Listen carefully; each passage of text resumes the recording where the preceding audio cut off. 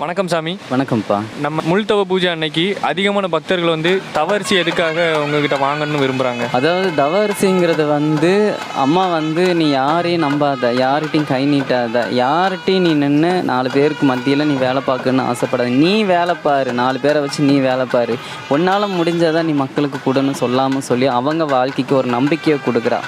நான் இருக்கிற மக்கா, நானே இந்த முள்ளிலேருந்து மீண்டு வெளியே வந்துட்டேன், உங்களால் உங்கள் வாழ்க்கையிலேருந்து உங்களை மீட்டு தர முடியாதா?